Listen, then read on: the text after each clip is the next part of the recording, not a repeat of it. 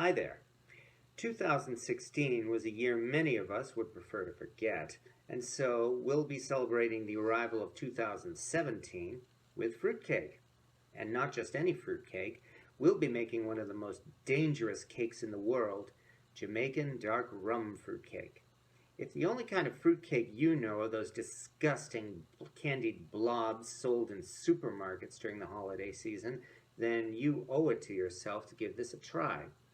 In Jamaica, you can't have a celebration without fruitcake, especially during a wedding or Christmas. In fact, it's said on the island that if you don't serve fruitcake at a wedding, then that marriage is doomed. And so, we'll be getting 2017 off on the right foot with a Jamaican fruitcake, full of wine-soaked fruits and drenched in rum. Actually, the cake will need to be aged for at least a month in order for the rum flavor to increase, so this will be more like a Valentine's Day cake. Needless to say, this isn't a cake you'd want to serve to kids. Traditional fruitcakes usually use that candied fruit peel that gives fruitcake such a terrible reputation. You can use dried fruit as a substitute, and this is good because not only does it taste better, but you can get dried fruit at any time of the year. The Jamaican style cake uses cherries, prunes, and a lot of raisins. We're using dried pineapple to substitute for the candied peel, with dried apricots and tropical fruits to give it a citrus flavor. Fruitcake is one of the easiest cakes in the world to make. All you have to do is chop up all your dried fruits, mix them together, add enough wine to cover the fruit, and let it soak in the wine for a long time. You can soak the fruit for as little as 24 hours, but many folks soak the fruit for even weeks or even months at a time. Then, after soaking the fruit, we just mix it in with the cake batter and slowly bake it.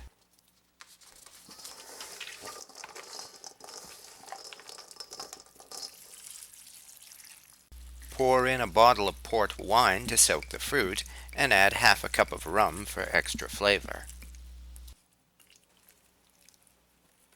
And after covering the bowl, we put it in the refrigerator and let it soak for a long time.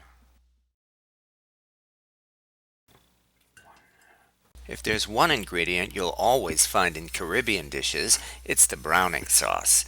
This is also called burnt sugar syrup because that's all it is. We simply stir brown sugar in a hot saucepan until the sugar is melted, then add a little water to turn it into liquid.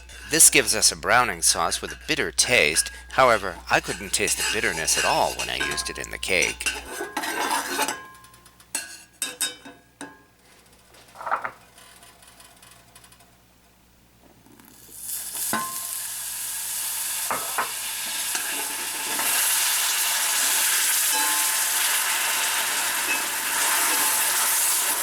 Ooh,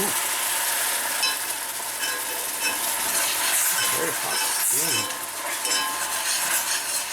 Be careful, the steam is very hot and you don't want to get a steam burn.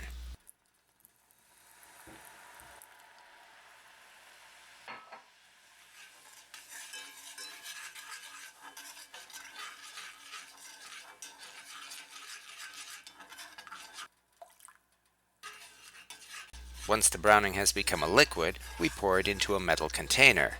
A glass container might shatter from being filled with hot liquid, so we're using a metal gravy boat.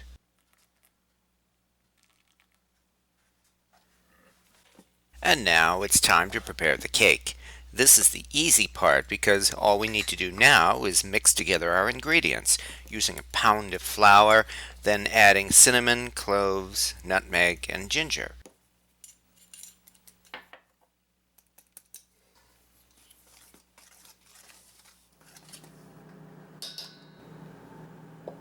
We then prepare our wet ingredients, which include a pound of butter, a lot of brown sugar, 6 eggs, and vanilla extract.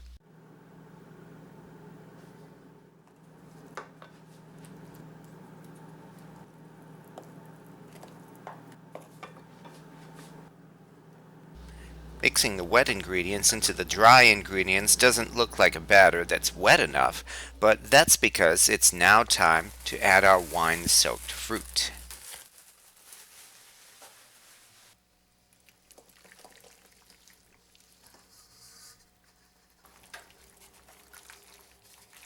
Once the fruit is mixed in, we then stir in the browning sauce and mix it all together into a batter.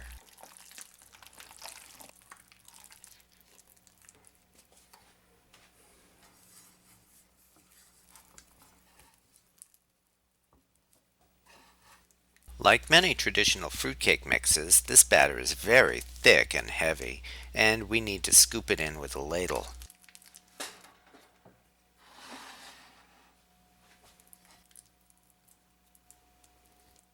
And now the cakes are ready to go into the oven.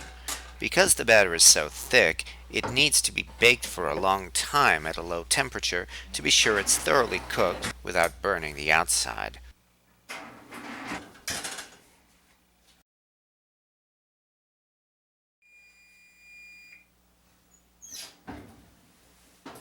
I was expecting the cakes to bake in an hour and a half, but they still needed to wait an extra 10 minutes to be completely done. And finished at last, here are our Jamaican fruitcakes.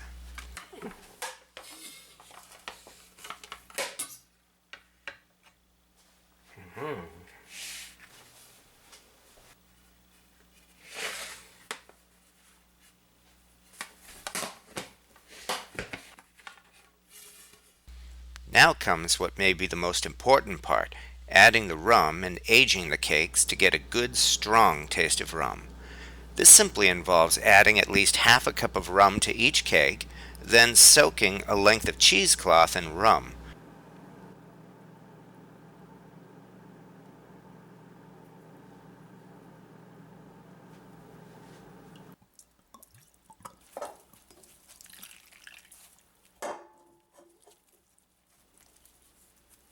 We wrap the cake in the wet cloth, add still more liquor, and then wrap this up in foil.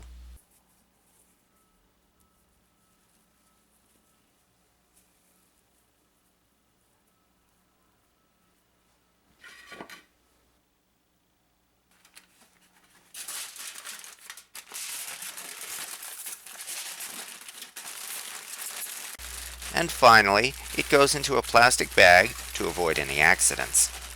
And into the refrigerator it goes to age and ferment for at least a month.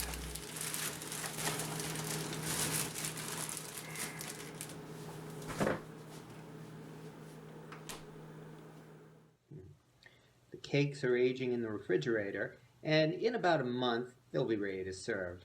Meanwhile, this extra bit of cake is more than enough to tide me over. This is nothing like the fruitcake sold in the stores, not the least of which is I won't be driving my car for a while after eating this. However, good things do come to those who wait, and in about a month I'll be enjoying those cakes with friends and family. I hope you've enjoyed this video, and please post your comments below. Thank you for watching.